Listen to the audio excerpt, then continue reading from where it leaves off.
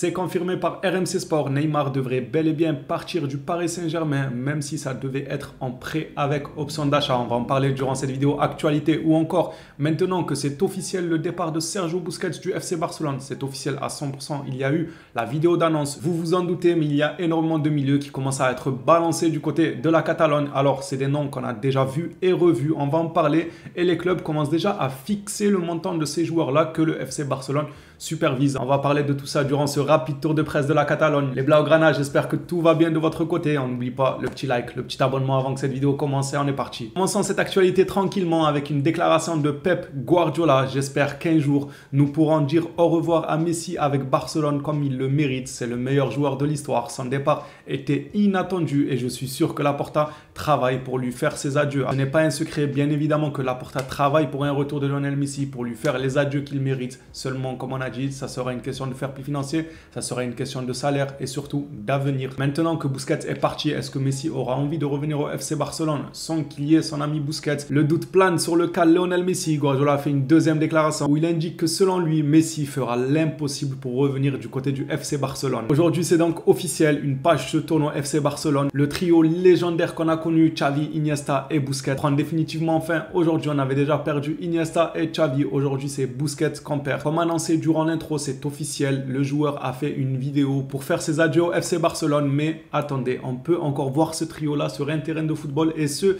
dès le 6 juin. Bon, Xavi, lui, ne va pas jouer. Le trio légendaire sera de nouveau réuni sur un terrain. Le club affrontera Kobe le 6 juin. Kobe, qui je rappelle, est le club de Iniesta au Japon. D'ailleurs, Iniesta, ce sera sa dernière saison. Après, il raccrochera les crampons. L'un des derniers matchs de Busquets en tant que joueur du FC Barcelone, Xavi en tant qu'entraîneur. Le dernier match d'Iniesta pour Vissel Kobe. Le 6 juin, on reverra pour une dernière fois ces trois-là sur un seul et même terrain. Enfin, peut-être qu'après, ils rejoindront tous le staff. Xavi en tant qu'entraîneur, Iniesta et Busquets dans le staff. En plus, Busquets, c'est quelqu'un d'intelligent. Donc lui, ça ne m'étonnerait pas qu'il finisse entraîneur ou bien adjoint de coach. Jordi Alba, lui, pour l'instant, n'est toujours pas prêt à tourner la page. Réunion entre le club et les agents de Jordi Alba. Deux options sont sur la table. La première est une possibilité de résiliation de contrat directement. La deuxième est une réduction de salaire très importante. Alors, quand je dis que Busquets, c'était tant mieux qu'il parte car toute belle chose a une fin, c'est totalement normal. Je n'ai même pas envie forcément de m'étaler là-dessus. Chacun son avis. Il y en a qui veulent aller de l'avant, il y en a qui sont nostalgiques, je peux comprendre, on aime nos légendes. Mais à un moment donné, quand il y a une cassure, quand ils n'apportent plus ce qu'ils apportaient dans le temps, il faut savoir dire stop et changer un peu d'air, ça fera du bien à tout le monde, au club et même à la personne lui-même. Par exemple, Busquets, ça va lui faire du bien de ne pas avoir de pression dans un autre championnat, comme je l'ai déjà indiqué. Et si Busquets lui-même savait qu'il avait encore le niveau de la Ligue des Champions, il ne serait pas parti. Si lui-même dans sa tête, il savait qu'il avait les épaules pour jouer la Ligue des Champions avec le Barça, ben, il aurait tout simplement prolongé d'une saison comme Xavi le veut depuis le début de la saison. Il n'a cessé de dire qu'il est fondamental, qu'il est important, qu'il est important. Donc le coach dit que tu es important. Toi, dans ta tête, tu sais que tu as les épaules pour la Ligue des Champions et tu décides de partir. Non, si le coach dit que tu es important et que toi, dans ta tête, tu sais que tu as les ressources nécessaires pour être au top de ta forme en Ligue des Champions, tu serais resté pour une saison de plus. Quel est le facteur qui t'aurait poussé à partir? Tu es dans un environnement où le coach, c'est ton ami. Le coach compte énormément sur toi. Il t'encense tout le temps en conférence de presse. Et toi, tu décides de partir. C'est que le joueur savait que l'intensité de la Ligue des Champions, le football moderne de nos jours demande énormément de ressources, demande énormément d'énergie, chose que Busquets a perdu au fil du temps. On ne peut pas lui en vouloir, c'est comme ça, c'est l'âge, il grandit. D'un côté, on ne peut pas lui en vouloir, mais d'un autre côté, on ne peut pas se le coltiner jusqu'à ses 45 ans non plus. Il faut être réaliste à un moment donné, on est tous nostalgiques, on a tous des sentiments pour les légendes, mais à un moment donné, il faut voir l'intérêt du club où il est. Et l'intérêt du club, il est de se reconstruire dès maintenant et de ne pas encore rajouter un Busquets jusqu'à ses 37 ans pour ensuite se reconstruire 2-3 saisons plus tard. J'ai refait une parenthèse Busquets pour que ce soit un peu plus clair, car comme d'habitude, à chaque fois qu'on critique un joueur ou bien, on est catégorisé comme étant l'ennemi du joueur. Comme si Busquets, moi, il me devait des sous ou je ne sais quoi. Sincèrement, je m'en fous totalement. Moi, je déteste personne, ni Busquets, ni une autre personne. Juste, tu fais un mauvais match, on va dire que tu as fait un mauvais match. Tu fais un bon match, on va dire que tu as fait un bon match, ainsi de suite. Busquets était plus sur le déclin qu'à son prime. Ça, personne ne peut le nier. Donc, à partir de ce moment-là, il faut penser à la reconstruction. Et on va penser à la reconstruction ensemble avec notamment Amrabat. La Fiorentina demande 50 millions d'euros pour Amrabat. Ok, j'ai rien dit. On va pas penser à la reconstruction ensemble avec Amrabat. On passe à un autre joueur directement. Non, je rigole. On va faire une petite parenthèse quand même sur Amrabat. 50 millions, c'est cher. Voilà, la parenthèse, elle est terminée. 50 millions, c'est cher. Il a un an de contrat, il me semble. Si je dis pas de conneries, c'est un an de contrat qui lui reste à la Fiorentina. Donc, un an de contrat, tu le payes 50 millions. Moi, on va faire traîner le dossier jusqu'à la saison prochaine. On va le récupérer gratuit. On verra c'est quoi 50 millions. Après, malheureusement, quand tu es entouré de clubs qui n'hésitent pas à aligner les millions, Paris Saint-Germain, City, Manchester United aussi, tout ce genre de club-là, c'est sûr que ça te laisse pas négocier en paix, car le Barça peut leur dire ok, bah nous on fait traîner jusqu'à la saison prochaine et on vous le récupère gratuitement en tant qu'agent libre.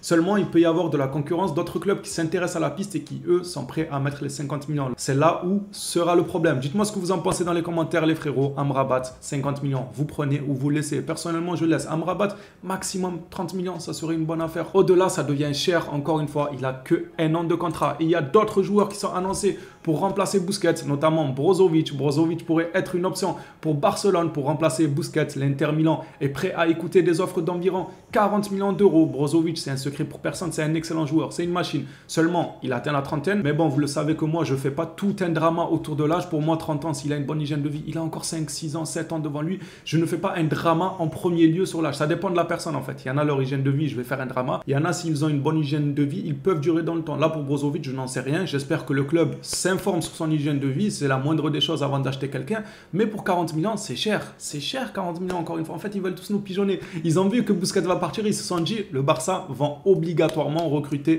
au minimum un milieu de terrain, voire 2 milieux de terrain. Par miracle, tout le monde commence à fixer ses prix. La Fiorentina, 50 millions. Regardez-les. Ils attendaient que ça pour nous allumer. J'espère qu'on aura un rabais pour Brozovic. Moi, personnellement, aux alentours des 30 millions, je dirais, car c'est un excellent joueur. Il atteint un certain âge. 40 millions, ça commence à faire beaucoup. 30 millions, voilà. Mais pourquoi pas? En plus, il me semble qu'il n'a pas un contrat longue durée. Ça, je ne sais pas. Je ne sais plus, Brozovic, s'il a un contrat longue durée ou pas. Ça va prendre en compte. Si son contrat se termine bientôt, il ne faut pas abuser en termes de prise. On est en position de force. Sinon, leurs joueurs risqueraient de partir gratuits s'ils jouent trop avec les nerfs des clubs qui veulent leurs joueurs. Dans ce genre de situation, on est toujours en position de force. Vaut mieux négocier et leur mettre la pression en leur disant on va l'attendre la saison prochaine, qui va être gratuite. Accepter 30 millions au lieu de tout perdre la saison prochaine. Là, c'est pour Amrabat, car je sais que lui, il lui reste un an de contrat. Brozovic, je ne sais pas vraiment combien il lui reste de contrat. Mais dans l'idée, vous avez compris un peu ce que je voulais dire. Un autre milieu de terrain, je vous ai dit, tout le monde est envoyé au Barça. Kanté arriverait à Barcelone en tant qu'agent libre, mais sa signature génère de nombreux doutes au sein du club en raison de son âge avancé et surtout ses blessures. Là, il n'y a pas que l'âge pour N'Golo Kanté. Il y a aussi les blessures. On sait que son genou l'a fait souffrir à de nombreuses reprises. Donc l'âge plus blessure, ça fait pas bon ménage. Là, il me semble que le joueur est de retour de blessure du côté de Chelsea, mais c'est n'importe quoi du côté. Ils font n'importe quoi Chelsea. Leur saison, elle est catastrophique. Je ne sais pas s'il a rechuté ou pas. J'ai cru voir une information comme ça. J'espère pour lui que tout va bien, qu'il n'a pas rechuté et qu'il se remet bien de sa blessure. Encore un autre milieu de terrain. Barcelone fait partie des équipes qui ont Bruno Guimaraes sur leur feuille de route pour 2024. C'est une bonne piste aussi. Bruno, un joueur super intéressant, sauf que là, ça fait beaucoup de milieux là. Les Bruno, les Kanté, les Brozovic, les Amrabat. Va falloir faire un choix. Mais Bruno, moi, c'est un joueur que j'aime bien aussi. Dites-moi d'ailleurs dans les commentaires, les Blaugrana, qui préférez-vous dans cette short list là? Est-ce que vous préférez Amrabat avec ses 26 ans? Il est jeune, il a de l'énergie, le gars il se dépense sans compter sur le terrain. Est-ce que vous préférez Brozovic qui arrive sur la trentaine, qui a énormément d'expérience, qui est très bon aussi? Vous préférez Kanté qui a un âge lui un peu plus avancé que les deux autres, qui a aussi quelques pépins physiques, ou bien Bruno Guimaraes? Dites-moi dans les commentaires avec une argumentation toujours. C'est super important les gars, parce que quand on donne un avis et qu'on dit que Bruno ou ça, on peut pas réellement savoir que pensez-vous, pourquoi vous voulez ce choix là. Alors que si tu dis Bruno, voilà j'aime bien, il est brésilien, il sait danser la capoeira, voilà, au moins on comprend. On comprend que tu aimes Bruno parce qu'il sait danser la capoeira. Vous avez compris ce que je voulais dire l'équipe. Une petite argumentation, ça fait pas de mal et ça nous permet peut-être nous-mêmes de changer d'avis quand on va voir vos arguments. Peut-être que quelqu'un va voir Amrabat car il a ça qui collerait avec le Barça ou quelque chose du style. Eh ben on se dirait, ah c'est vrai que j'avais oublié ce petit détail là concernant Brozovic, Amrabat, Kanté qui fait un peu changer mon avis. D'où l'importance d'argumenter son choix. On va passer à une information sur les capitaines. Comme vous le savez, avec le départ de Busquets, tout ça va être un peu chamboulé. Des dernières nouvelles, ça sera Sergi Roberto le capitaine. Je suis trop heureux. Sergi Roberto, sacré capitaine. Lewandowski et Araujo sont en lice pour devenir l'un des capitaines de la saison prochaine. Ah ouais, seulement ça, ils sont en lice. Pour moi, Araujo, on attend quoi? Pourquoi on attend la saison prochaine? Encore Lewandowski, lui vient d'arriver, à la limite RAF, lui qui soit capitaine. Mais Araujo, on attend quoi la saison prochaine? Là, les 48 heures prochaines, normalement. Parce qu'Araujo, il devrait déjà l'être. Araujo, franchement, c'est lui. Il a le tempérament qu'il faut, le gars. Le gars, il n'hésite pas à bouger tout le monde, à rentrer dans tout le monde, à remotiver l'équipe. Au lieu de ça, il y a des endormis. Sergi Roberto, mais... Sérieux, bon, je ne vais pas m'attarder dessus, sinon on va encore me taxer de quelqu'un qui déteste Sergio Roberto, je ne sais qui. Bref, c'est un superbe capitaine. RMC Sport confirme la rumeur pour Neymar qui serait sur un départ du côté du Paris Saint-Germain. Neymar est ouvert à un départ cet été du PSG. Des premiers contacts ont été noués par certains intermédiaires. Il est question d'un prêt avec option d'achat. Je vous partage cette information car qui dit Neymar veut partir du Paris Saint-Germain dit cet été on aura le droit à une saga Neymar du côté du FC Barcelone. Il faudra s'y attendre. Je vais certainement relier toutes les informations autour de Neymar. Alors il y en a certaines, il faudra prendre avec des pincettes. Je le dirai moi-même quand je sens que l'information n'est pas top, mais c'est sûr et certain qu'on va nous faire une série Netflix sur Neymar en l'envoyant au Barça alors que ça se trouve, il n'y a même pas de négociation, mais ça fait vendre du papier. Vous comprenez, les Blaugrana, cette vidéo actualité s'achève ici. Merci à toi si tu l'as suivi jusqu'ici. On se retrouve à la prochaine vidéo sur le FC Barcelone. D'ici là, prenez soin de vous les phénomènes.